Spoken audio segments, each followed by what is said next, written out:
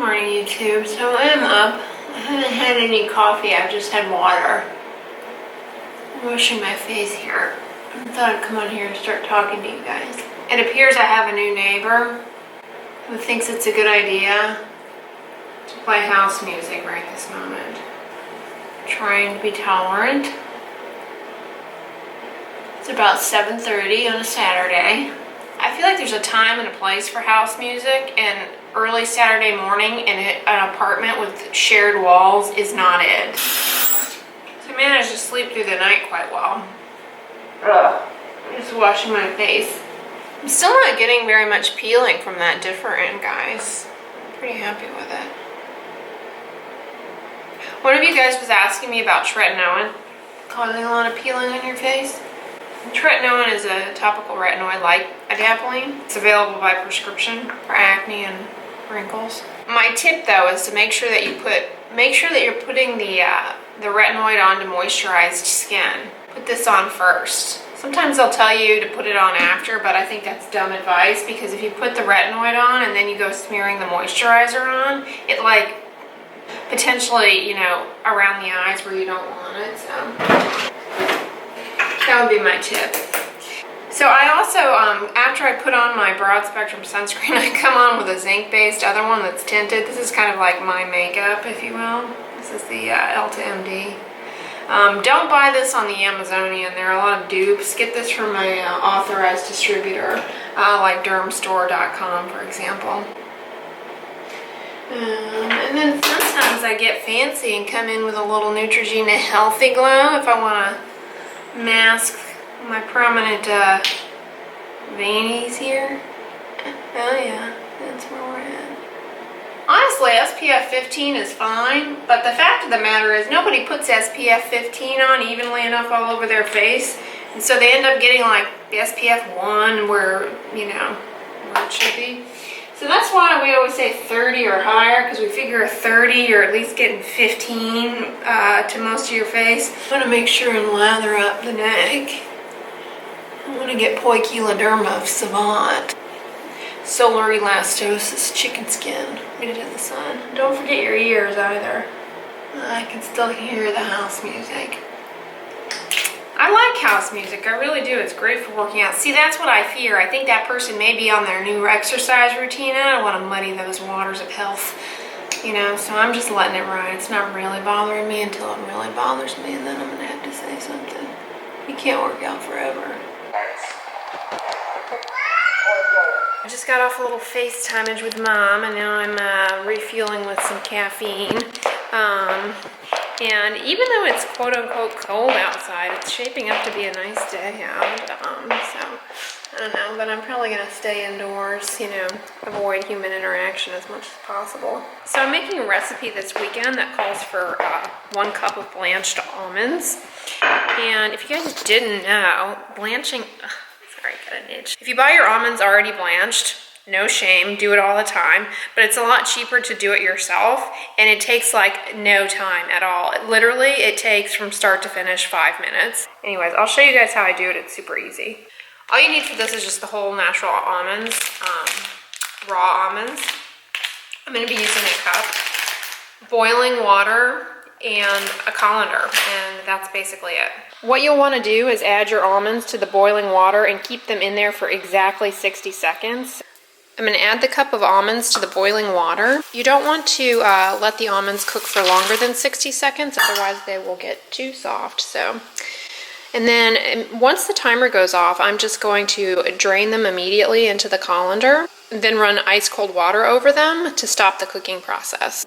And they kind of just pop out of their skins at this point quite easily. Bloop.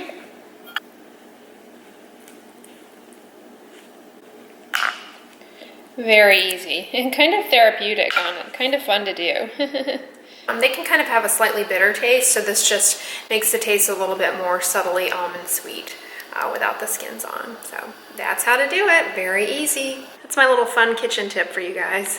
And then just as a tip, so this is the water that I drained off, and I'm actually going to use this to cook my oatmeal with. It just gives it a slightly nutty almond taste. It's real subtle, and it's a good way to reuse stuff, which I'm all about. Hey YouTube, so I just finished filming a skincare video for you guys, and had to get out of the house. It is beautiful out. It definitely is crisp, but oh my god, the sun is shining bright. It's like I had to get out in this weather. It's so gorge.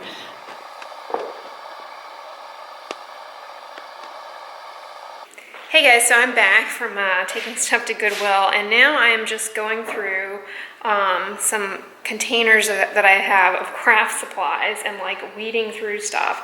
And okay, this is a declaration. I am no longer allowed to go to Michael's because I swear I buy stuff in there and I don't even know I have it. I mean, I've got like different grades of glitter. I've got ultra fine, chunky, matte. I mean, it's like matte glitter, not you name it. I've got like so much craft glitter. I could like, yeah, it's insane, and I can't let go of it because I just love it. I just love sparkles. Okay, I feel like I have to show you guys this. This is an example of a craft kit I had to have, and I actually made it. It's a cross-stitch coaster, but I mean, like, I only have this one. I don't have a set, and the plastic is hideous. I just wanted to do the little flower thing, but yeah.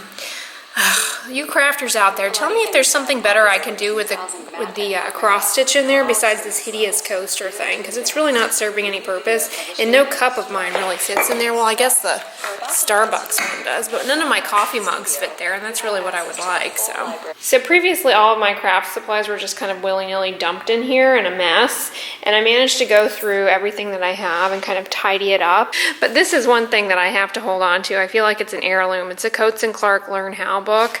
I don't think I'm not sure they make these anymore, but it's like so old school, these patterns for crochet. This combined with Martha Stewart is how I learned how to knit, guys. So I kind of hold on to this for sentimental reasons, and it's actually got some good patterns in it. This little basic thing, probably back in the 70s, was 50 cents. And then my cutting mat here, which I also use. So I have this like pretty tin that I think I got at like a thrift store for 10 cents once upon a time. I guess it had like perfumes or something in it. It's kind of French looking, so I'm just using it to keep some of the ribbon left over from Christmas. So hopefully I remember that I have that and I won't buy more. And then my glitter collection I have consolidated into this container. So I've got gold, black, and orange. I guess this was from a Halloween project. Red, obviously, this is like a snowflake one. And then this is like a sugar plum purpley one. I don't know if that's coming out. I have glitter tapes, and then I have some multicolored glitters down there. And then I just have this, this is everything from my snowmen. And then I had these that I couldn't part with, and I thought next year I might use those on the snowman ornament. But it's the leftover tea lights, and so maybe next year I'll make more of them. And then this is basically all. I have any and every kind of little adhesive that you could possibly want. Here, let me just take it out of this container. I mean, it's like I've got these tapes, and then these double-sided tapes, different widths of them. These little sticky dot things for making things raised, glue sticks, hot glue gun glue sticks, colored duct tapes. I have it all in here. And then this is just like miscellaneous stuff that I use fairly frequently. If I had like a desk, I guess I could put it in there, but it's just kind of random stuff like my glue gun, different scissors, and then in this tin I have like tons of these like little clips for bookmarks. These I just love, these little magnetic monkey ones. I used to use these a fair amount when I was in medical school and had books that I would study and needed to like have pages flagged and stuff, but not so much anymore. And I'm not very good at keeping the fancy planners like everybody. I wanted to be at one point, hence why I got this airplane hole punch thing. I thought I would like punch out a bunch of little airplanes and glue them into my planner whenever I was traveling. Yeah, clearly. I don't think I have ever punched anything with this, but I'm holding on to it. Likewise, I had a star. I don't know if I was trying to reward myself out of envy for children who get those little chore charts, but yeah. I've got that. Oh yeah, a calculator in here. Like, admittedly, it's sort of willy-nilly stuff, but at least it's all nicely organized. At least it's all tidy and consolidated. I don't know why. I've got an embossing gun, and I can't part ways with it. Like, I no longer have any rubber stamps or embossing powders or any sort of stamping thing, but I feel like the embossing gun is like, I don't know. It's like skiing, you know? You can always rent the equipment, but like the boots are the one thing you want to hold on to. I feel like the embossing gun, like I don't know, like this is a good one, so I'm not getting rid of that. I need that in my life. I think I'm gonna get ready to go to the gym now, so that's where we're at. I made some more progress in the tidying, so that always feels good. Question, you laying there watching this? I see you. Did you wash your makeup off? If not, hit pause and go wash it off. If you're going to bed with makeup on, you are not doing yourselves any favors. So I've been using and enjoying the Neutrogena Ultra Gentle Daily Cleanser Foaming Formula. I use this in the shower to take my makeup off. For no particular reason other than I got it for free. To be frank, and it doesn't seem to irritate my skin or dry it out in any way. But that being said, as soon as I get out, I slap the moisturizer on to wet skin. I feel like that Mambo combo really works for me. And then you guys know this is an off night, so I'm coming in with my skincare ingredient fave, benzoyl peroxide here, just like usual. Focusing on the chin area. This is where I break out the most. When I was a teenager, it was all up in here, particularly in the bangs era, which we will not discuss. One thing I'm rather fond of the idea of, but don't personally use, are these micellar waters, guys. Do you use those to take your makeup off? I think they're a good idea. I mean, I personally don't wear much makeup other than mascara and tinted sunscreen, so I haven't really been compelled to go out and buy one. The thing I find appealing about them for people to take their makeup off with is essentially what they are, no joke, is soapy water. That's exactly what they are. And the water component is a lot softer than what might be in your sink. So I think that's why they tend to be so well regarded amongst people who start using them. Is they're effective for taking the makeup off, because essentially what a micelle is, guys, is just like a little sphere basically. It's little detergent molecules that have like water loving heads on the outside and then little water fearing fatty tails on the inside that trap the dirt molecules and whisk them away. Tonight we're getting funky with Organic Botanic Chamomile and Lavender. This is a pillow spray, but screw it, I want to feel like a pillow. Yeah, like I was saying, I like the idea of the micellar waters. But see, speaking of micellar waters and taking your makeup off, I was just pawing through this In Style magazine before I purge it. But I noted Alicia Keys in here. I just love Alicia Keys, and I really like what she's doing with the no makeup movement.